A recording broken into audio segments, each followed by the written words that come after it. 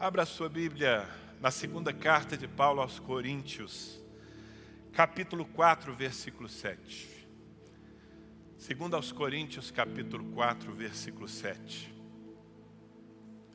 Como eu falei, todos nós aqui, pelo menos os que somos da casa, sabemos, nós estamos nos movimentando durante esse tempo para alcançar as pessoas, as famílias que estão dentro de suas casas, abatidas, oprimidas, ansiosas, desorganizadas, enfermas, no físico, na alma. Entendemos que esse é o momento em que nós precisamos repartir aquilo que nós temos e estamos nos movimentando, as nossas células. Aliás, querido, se você é membro dessa comunidade ou frequenta a comunidade, você precisa estar numa célula, um pequeno grupo. As células se reúnem durante a semana. Estão acontecendo as reuniões ainda por meio virtual. Mas se você não está frequentando a sua célula, ou se você chegou, foi atraído à comunidade, você tem todo domingo, através da internet, participar dos nossos cultos, mas você continua sendo alguém de fora, desconhecido, porque é na célula que a gente ganha identidade, que a gente forma amizade, que a gente tem um líder próximo que nos acompanha, que ora por nós. E sabe, durante esses últimos meses, nós mudamos o sistema de controle das nossas células. E o que acontece hoje é que quando um membro da igreja, essa é uma igreja em que todos estão em célula, é preciso que seja assim. É a única forma que nós temos de pastorear as pessoas. E quando uma pessoa, ela não comparece à reunião de célula por 6 semanas seguidas, o nome dela sai de lá. O sistema reconhece que ela não está interessada, que ela está com algum grande problema, porque ela não frequenta a célula, ela não está tendo um compromisso com a célula. E é mais do que um sistema. Na verdade, nós sentimos que é a única forma que nós temos de realmente tocar em você. Saber como você está. Mesmo aqui, com o nosso auditório reduzido, eu não consigo saber quais são as suas lutas. Não dá para eu conversar com todo mundo aqui. Isso acontece através das células, ok? Eu faço esse apelo para que aquele que deixou de ser fiel volte a ser fiel. E para que aquele que está ainda disperso, nem sabia, nos procure. Esse número que nós publicamos aqui, sempre nas nossas transmissões, é uma forma de você se conectar a nós e nós orientarmos você. E as nossas células estão já movidas para as casas de paz. No próximo domingo nós queremos... Essa é uma semana decisiva, porque no próximo domingo nós já queremos ter um grande avanço nisso. Aliás, já estamos tendo. Ontem a Mônica estava me mostrando o áudio de uma das nossas líderes, com as suas células. Ela tem um grupo de células, e ela muito alegre, dizendo, só essa semana as nossas células já abriram 20 casas de paz, uma líder. E eu sei que está acontecendo, mas que muitos ainda estão dormindo, ainda não deram nenhum passo nessa direção.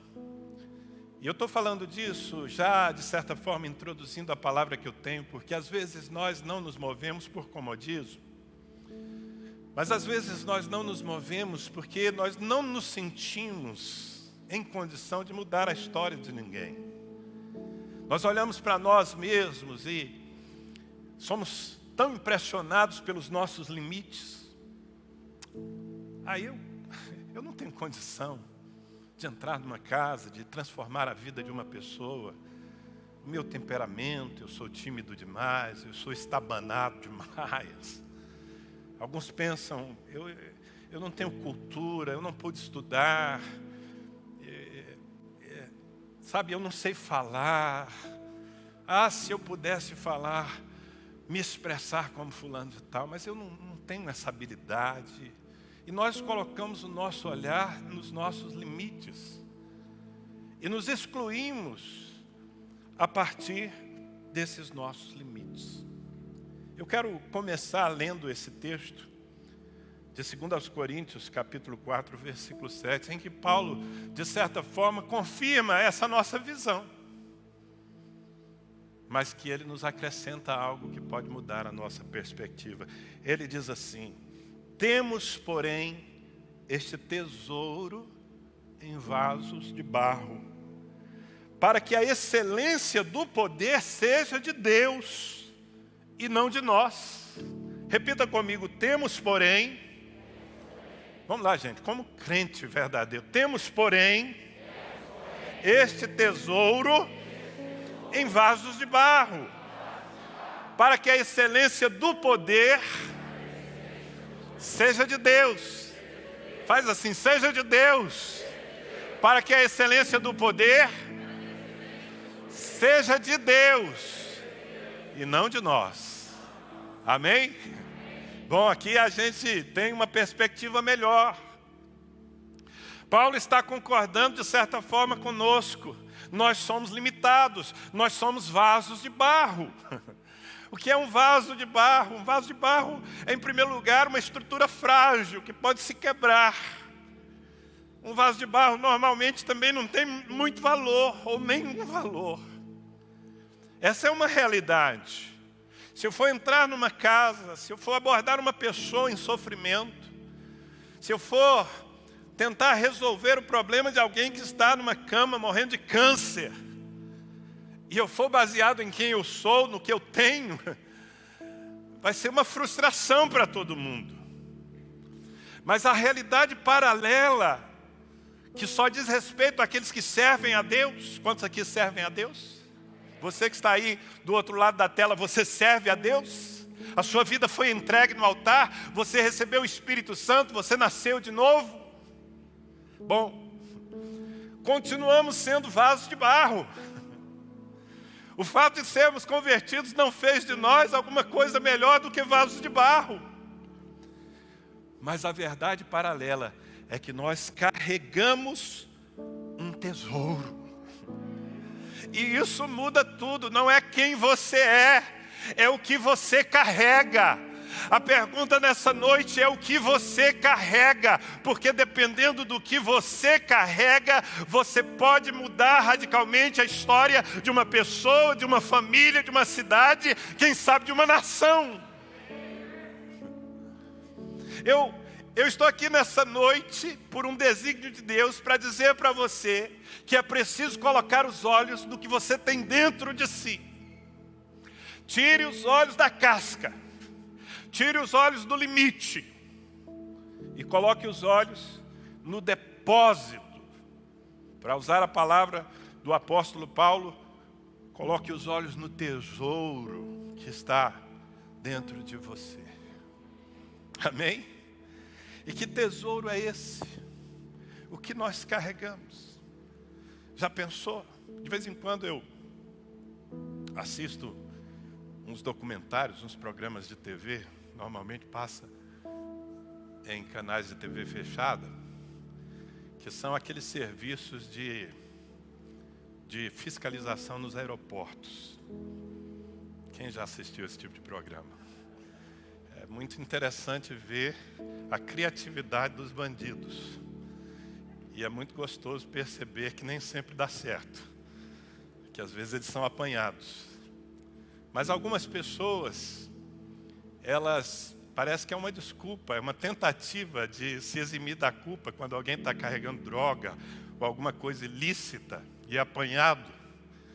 Então, eu já percebi que é meio comum a pessoa dizer que aquela mala não é dela. Não, mas está no seu nome, você que colocou na esteira. Não, mas eu não sabia o que estava aí dentro, alguém colocou. Normalmente isso não dá certo. Mentira tem perna curta, né? Mas sabe, muitas vezes nós, os filhos de Deus, carregamos preciosidades. E nós não temos consciência disso. É o contrário. Eu estou usando o exemplo de uma forma oposta. Às vezes nós estamos carregando não algo ilícito, mas algo celestial, mas não damos conta disso. E por não termos consciência ou não sermos lembrados, nós perdemos oportunidades tremendas. O que nós carregamos?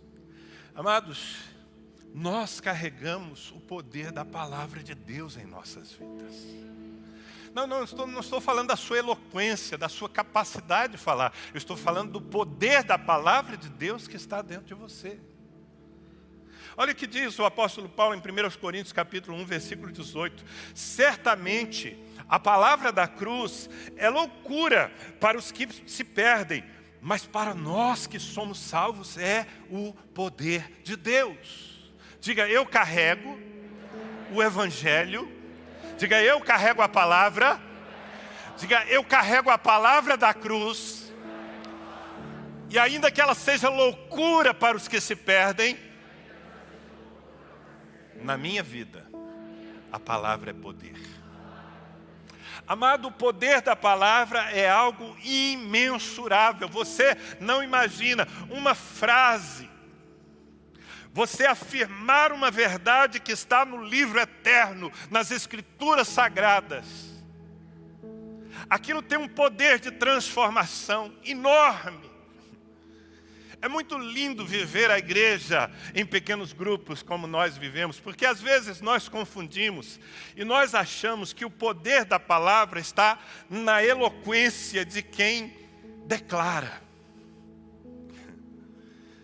E aí quando você começa a acompanhar as histórias de centenas, de milhares de pessoas numa igreja como essa, você vai encontrar testemunhos de gente que se converteu de uma vida irreversível, de uma vida completamente destruída, perdida. E gente que se converteu através da pregação de um líder simples, que ainda fala nós vai e nós foi. Mas falando nós vai e nós foi, ele cita a palavra de Deus. E quando a palavra de Deus sai da boca de alguém e entra num coração, ela tem um poder sobrenatural. É por isso que nós precisamos, mais do que tudo, pregar o evangelho. Não se preocupe em ficar usando argumentos racionais. Às vezes nós ficamos intimidados, porque estamos diante de alguém que aparentemente tem mais cultura, tem mais até inteligência do que nós. E isso costuma nos retrair. Mas ouça, não tente se igualar a ninguém na sua retórica ou no seu racionalismo. Simplesmente fale a palavra de Deus com simplicidade. Diga o que está escrito, diga o que Jesus disse. E você vai perceber que a palavra, ela entra no coração das pessoas. Ela destrava, sabe? A palavra de Deus é muito mais do que a gente imagina. O próprio apóstolo Paulo, Paulo era um homem extremamente culto, muito culto, muito. Esse era um dos seus problemas. E a cultura dele ia além da cultura geral. Um poliglota, um sujeito que podia conversar com qualquer um sobre qualquer assunto. E ele tinha também muita cultura religiosa. Antes de conhecer Jesus, era justamente a cultura religiosa que o fazia errar. Mas um dia ele teve um encontro com Cristo. E a sua vida mudou. E a partir dali ele recebeu o poder do Evangelho. Porque o que é o Evangelho? As boas novas de salvação. O Evangelho é a revelação, a atualização de tudo aquilo que está escrito desde a lei de Moisés. As coisas que antes enchiam a mente de Paulo eram apenas sombra, quando finalmente a luz de Jesus Cristo brilhou diante dele e a sua mente foi iluminada. Ele recebeu o conhecimento do Evangelho, que diz que todas as coisas se cumprem em Cristo Jesus. E ele passou a anunciar o Evangelho. Ele chega a dizer, aquele conhecimento todo que eu tinha, eu joguei no lixo, eu considerei como esterco, por causa das revelações que eu tive do Evangelho. E aqui em Romanos capítulo 1, versículo 16 e 17, Paulo diz assim, já o Paulo transformado, né? Pois não me envergonho do Evangelho, porque é o poder de Deus para a salvação de todo aquele que crê. primeiro do judeu e também do grego, visto que a justiça de Deus se revela no Evangelho, de fé em fé, como está escrito, o justo viverá por fé. Então, querido, você carrega a palavra.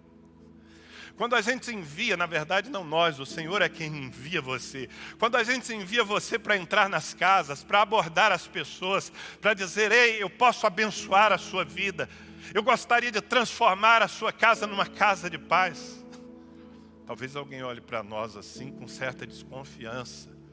Mas o que você vai levar? Qual é o material que nós colocamos na tua mão? A pura palavra de Deus. O Evangelho de Jesus Cristo. É isso que você vai pregar. E quando você prega, sabe, há uma luz. Você precisa entender que o que Deus diz gera luz. As pessoas começam a enxergar coisas que elas não enxergavam antes. Vasos de barro. Verdade. Mas que carregam dentro de si um tesouro. Diga, eu carrego o poder da palavra de Deus. Mas não apenas isso, nós carregamos também, se somos de Cristo, nós carregamos a autoridade do nome de Jesus. Diga, Jesus! Olha, mesmo que você não tenha falado com a ênfase que eu gostaria, quando você disse Jesus, o inferno tremeu. O inferno treme diante do nome de Jesus Cristo. Lucas capítulo 10, versículos 17 a 19.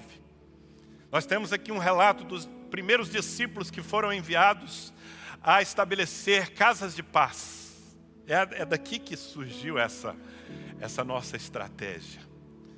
Eram novos convertidos. Em Lucas capítulo 10, 70 discípulos que não tinham muita experiência, nem mesmo muito conhecimento da Bíblia.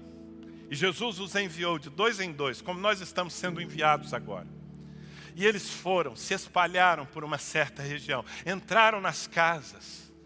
E certamente coisas sobrenaturais aconteceram. E quando eles voltam daquela missão, eles voltam dizendo o que está narrado aqui, versículo 17. Então regressaram os 70 possuídos de alegria. Como eu gosto dessa expressão, possuído de alegria. É assim que você vai voltar daqui 2 meses, vibrando, dando testemunho, contando as maravilhas que Deus fez, possuído de alegria. Amém? Diga amém.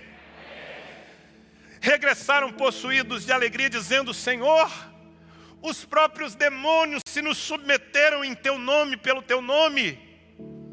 Mas ele, Jesus, lhes disse, eu via Satanás caindo do céu como um relâmpago. Eis aí, vos dei autoridade para pisar de serpentes, escorpiões e sobre todo o poder do inimigo, e nada absolutamente vos causará dano. Eu recebo, e você? Eles voltam dizendo, Senhor, os demônios tremeram e se submeteram a nós. Nunca tinham expulsado demônios na vida. Estavam felizes, porque libertaram pessoas. Não é uma brincadeira. Você sabe o que é libertar alguém de uma cadeia demoníaca? E quando eles voltam com essa alegria toda dos testemunhos, Jesus diz, e eu vou parafrasear, claro, mas é óbvio que os demônios se submeteram. E não só os demônios, eu vi Satanás caindo do trono dele. Afinal de contas, eu dei a vocês autoridade. Amado, a autoridade do nome de Jesus Cristo.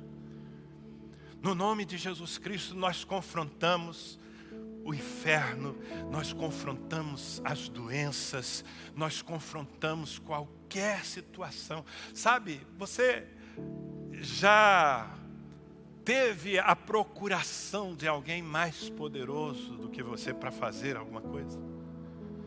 Talvez algum dia alguém tenha lhe dado uma procuração, sei lá, o seu patrão lhe deu uma procuração, registrou em cartório, fulano de tal, em meu nome pode fazer isso, aquilo, fechar esse negócio, vender essa propriedade.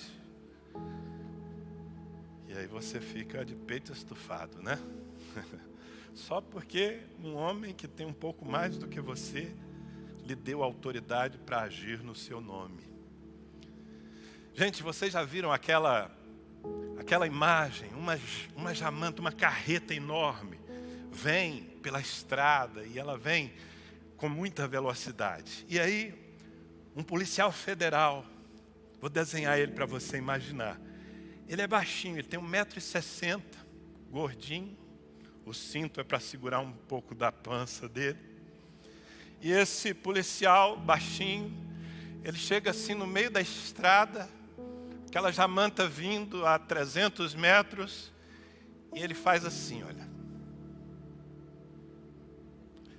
Se esse motorista tiver juízo, ele vai parar. Vai ou não vai? Vai ou não vai? Mas como que uma jamanta, que alguém que está com o controle de uma jamanta, vai parar diante de um guardinha de 1,60 m e barrigudo?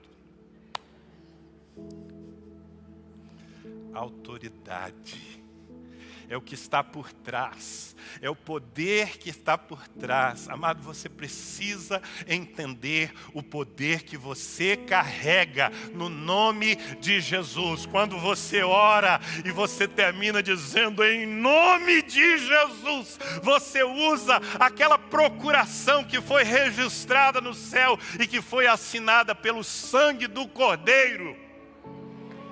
Amém.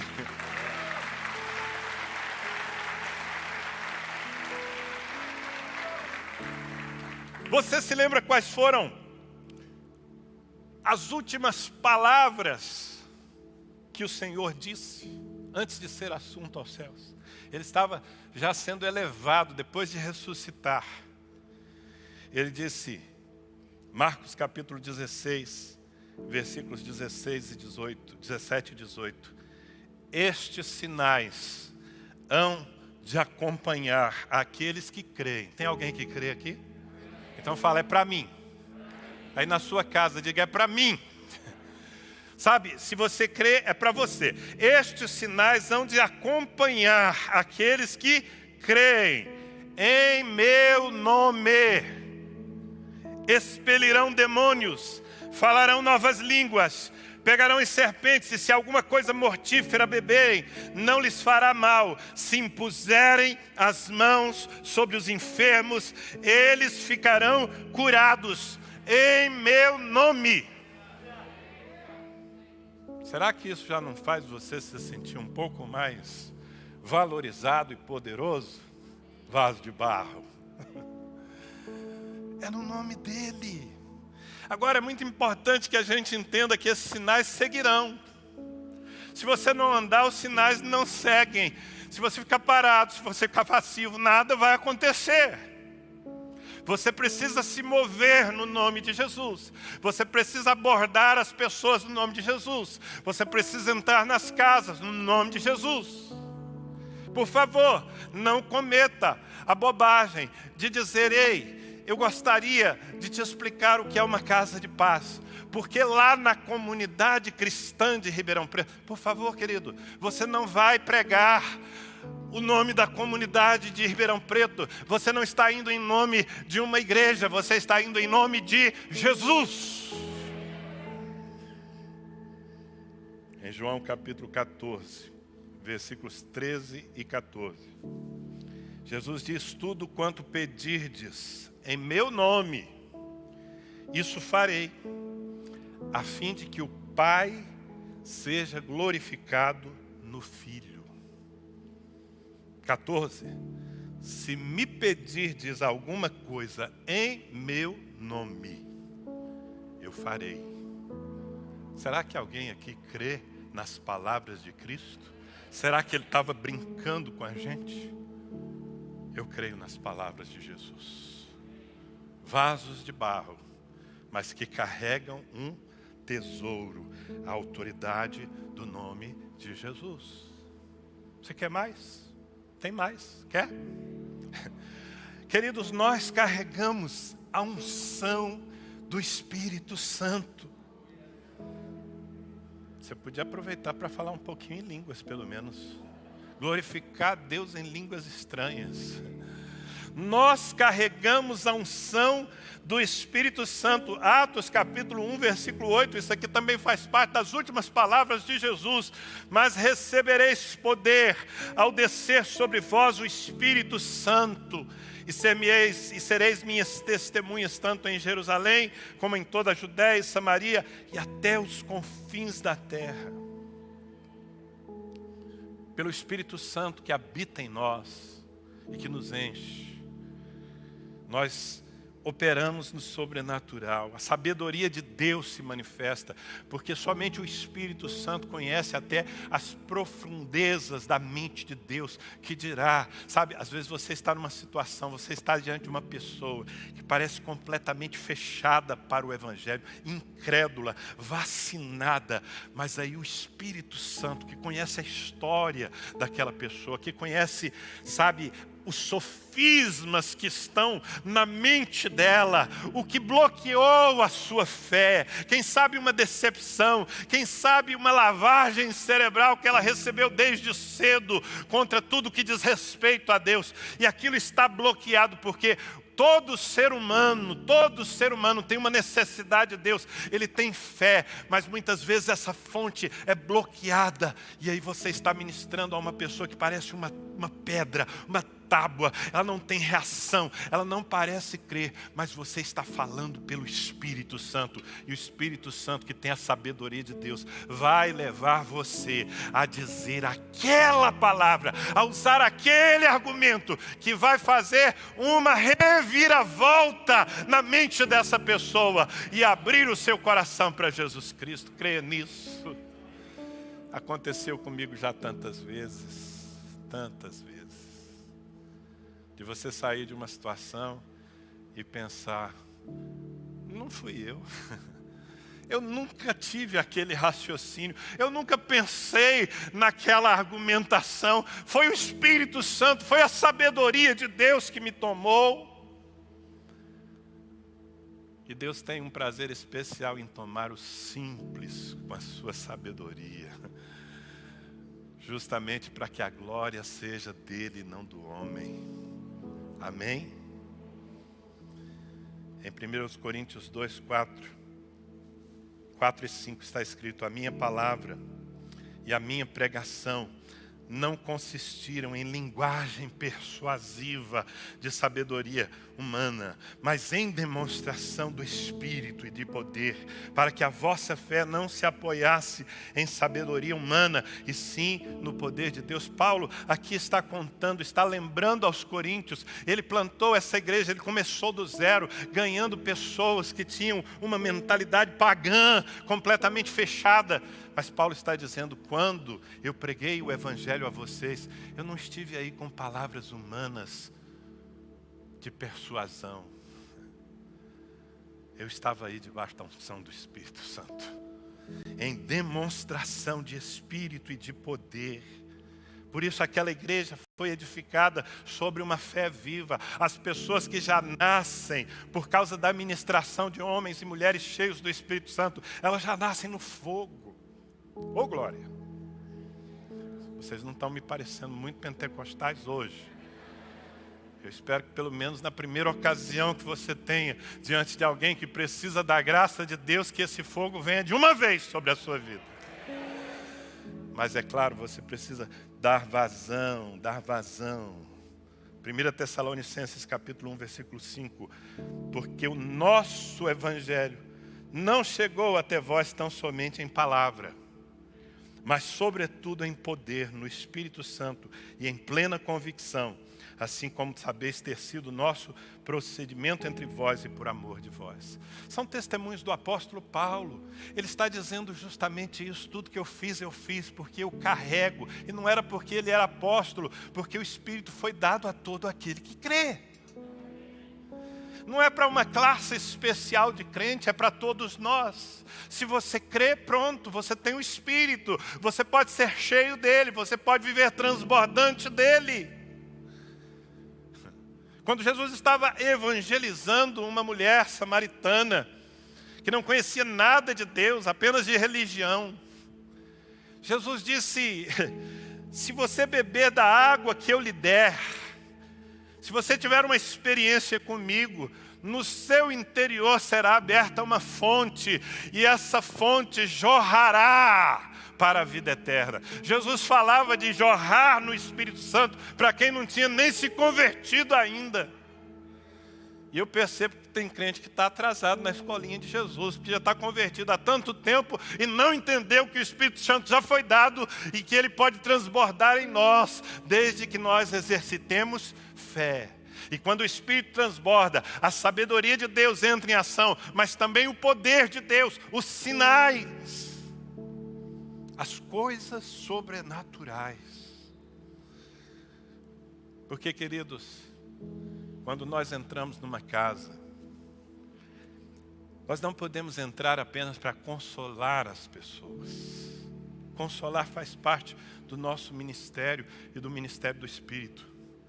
Mas nós precisamos entrar para operar no sobrenatural. Não é só para chorar com quem está chorando, é para resolver o problema do choro. É uma enfermidade, então, deixa o Espírito Santo te usar. Amém? Você podia dar uma olhada aí para dentro. Vaso de barro, mas dentro aqui tem muita coisa boa. Bate no peito assim, fala, tem muita coisa boa aqui dentro. É muita riqueza de Deus na minha vida. Aleluia.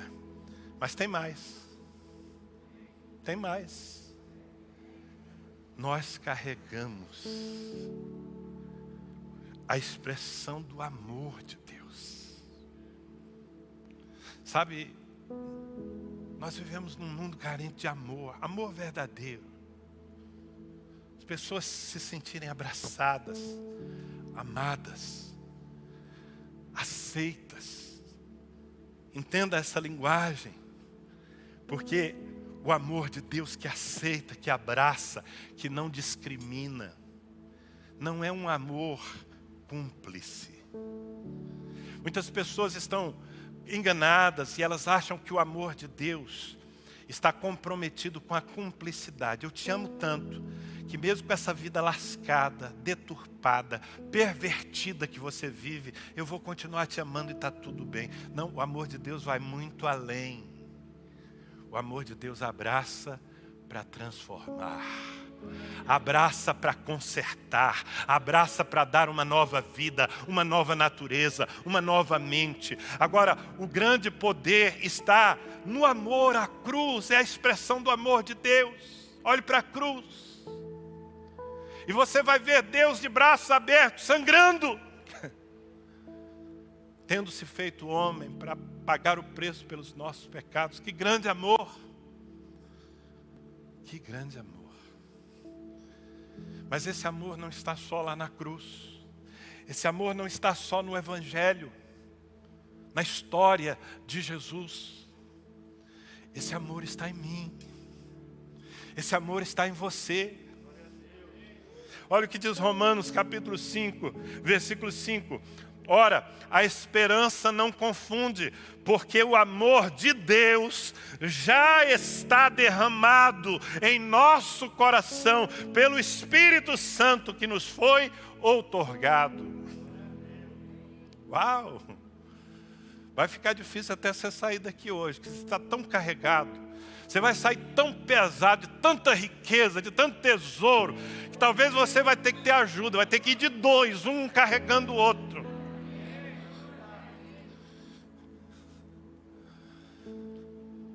O amor de Deus, que já está... Tem gente que fica orando assim, Senhor, me dá amor. Deus fica falando, você está fazendo uma oração tão boba. O meu amor já está dentro de você pelo Espírito Santo. Ele é o fruto número 1 do Espírito Santo, que já está em você. O amor que aquele homossexual precisa. O amor que aquele menino que não se ama mais está se destruindo nas drogas. Que já foi deixado, a família já desistiu, já usou todos os recursos que tinha. Ele não acredita mais em si, ele não se ama mais, porque ele já se decepcionou, ele já decepcionou tanta gente. Mas aí chega você. E dentro de você, vazando pelo brilho do teu olhar, vazando pelas palavras que estão na sua boca, vazando pelos gestos que você faz para levantar esse ser humano caído, o amor de Deus vai sendo transferido, vai sendo derramado. E essa pessoa que não tinha nenhum valor, essa pessoa que achava que não tinha jeito, essa pessoa que achava que já tinha pecado demais e que só o inferno para ela, essa pessoa vai entendendo que a cruz é para ela, que o coração do Pai é para ela, e ela vai mergulhando nessa grande verdade que é a mensagem da palavra de Deus, o amor de Deus está dentro de você, está dentro de você, e ele se revela quando você leva uma cesta básica, ele se revela quando você diz àquela pessoa que está pensando em se matar: ei, não, eu estou disposto a passar os próximos 2 meses investindo em você. Quando esse amor encontra uma forma de se expressar, quando ele encontra mãos, pés, olhos, boca para se expressar, que transformador é esse amor! Só para dar glória a Deus. Quantos aqui nesse auditório, sinceramente, antes de conhecerem o amor de Deus, eram pessoas que se sentiam desvalorizadas, rechaçadas, rejeitadas? Quantos? Eu pergunto, isso mudou na sua vida? Mudou? Mudou porque o amor de Deus se derramou sobre a sua vida. Porque Ele mostrou que na escala de valores, não de poder, mas de valores, você foi igualado a Cristo, porque Ele foi capaz de dar o seu Filho unigênito, único, por você, por mim. E esse amor que nos transformou, que nos cativou. Eu não estou aqui porque eu tenho uma obrigação. Eu não estou aqui porque eu tenho que bater continência a alguém. Eu estou aqui domingo após domingo, desde os meus 15 anos de idade, porque o amor de Deus me conquistou. E porque o seu amor me constrange. Uau! Dá uma olhada aí para dentro de novo. Vaso de barro, mas quanto tesouro. Amém? Mas tem mais. Tem mais. Se precisar, a gente chama o guincho para te levar para casa. Mas tem mais dentro desse vaso de barro. Nesse vaso de barro, nós carregamos o testemunho de Cristo. O testemunho de uma nova vida. Não é uma doutrina, não é um blá blá blá, não é uma religião, não é um código de ética. Nós carregamos um testemunho. A minha vida mudou, a minha vida foi transformada. Eu provei do que eu estou oferecendo para você.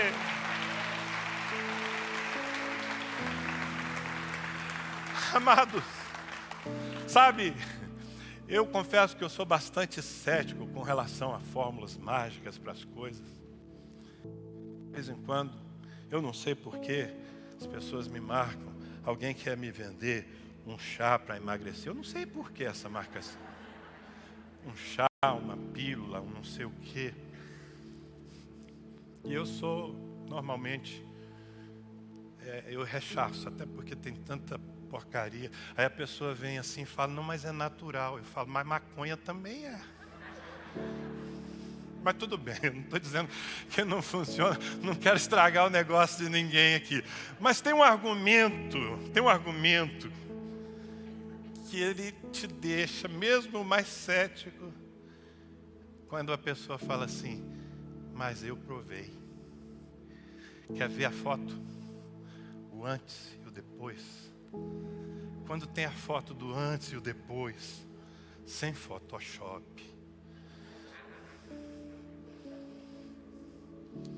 aí você começa a pensar, é ou não é? Você tem a foto do antes e do depois. Você tem uma vida velha e uma vida nova, que foi adquirida em Cristo Jesus.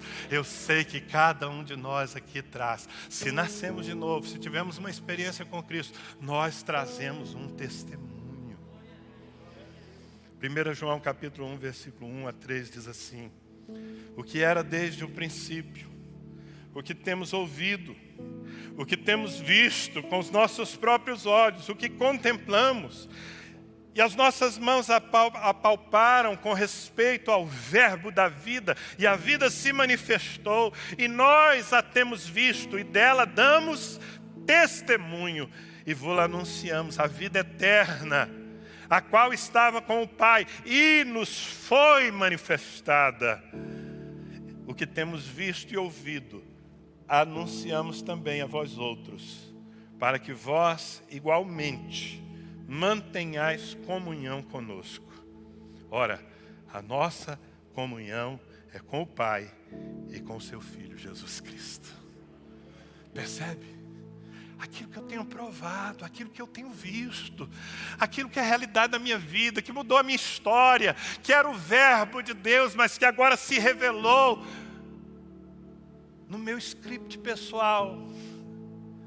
É dele que eu dou testemunho, o antes e o depois. Ah, querido, e quando aquele homem alcoólatra, que já perdeu a batalha para o álcool, que já perdeu completamente a sua autoridade diante dos filhos, da esposa, que já desistiu de ser livre, quando alguém entra na casa dele e diz assim: eu também já fui um viciado, eu também já fui escravo, mas Jesus Cristo entrou na minha vida e cortou essas cadeias e esses grilhões. Já fazem tantos anos.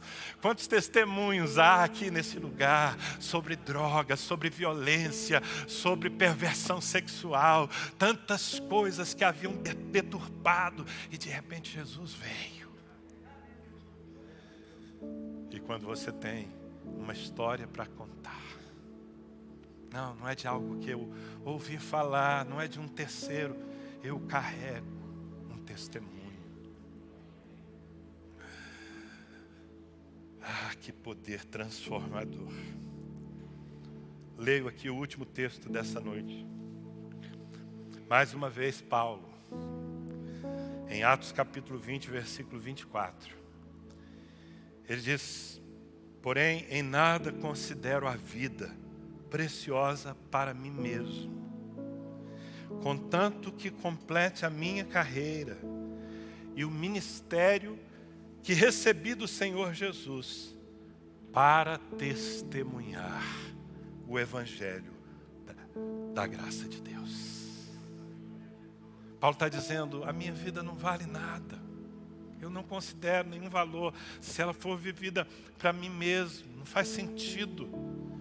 Meu alvo é completar a minha carreira, aquilo que Jesus me propôs. Ele me deu um ministério, que aliás é o mesmo que Ele deu a cada um de nós aqui. Que ministério é esse? Testemunhar o Evangelho. O que é uma testemunha? É alguém que conta o que viveu, o que viu, o que o Evangelho fez, o Evangelho da graça de Deus. O que Ele fez na minha vida, Ele pode fazer na sua também. Você que está nos acompanhando pela internet, que ainda não teve uma experiência com Jesus, ouça. Você nunca parou para pensar do porquê que as igrejas estão cheias de gente? Será que não tem nada mais divertido para fazer do que ficar ouvindo pastor domingo à noite? Sabe onde é que está o poder disso aqui? É que essas pessoas, essas multidões, esses milhões de crentes, às vezes chato, a gente reconhece, chatos. Mas o fato é que todos eles, ou pelo menos a maioria absoluta deles, são pessoas que tiveram uma vida fracassada, destruída, sem rumo, sem valor, condenada, pervertida, presa nos vícios, sem estabilidade familiar. E o Evangelho transformou a história deles, a minha história, a história de cada um dos que estão aqui.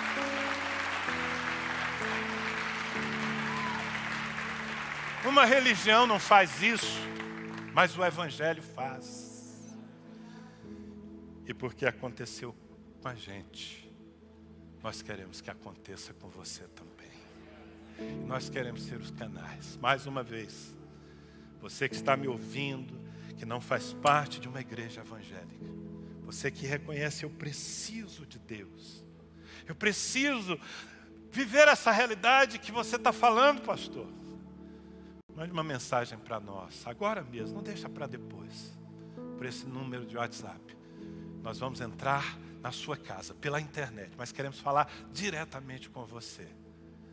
E carregar para dentro da sua vida, para dentro da sua família, tudo isso que eu falei, que está na vida de cada um daqueles que servem a Cristo. Amém? Quem recebe essa palavra aqui?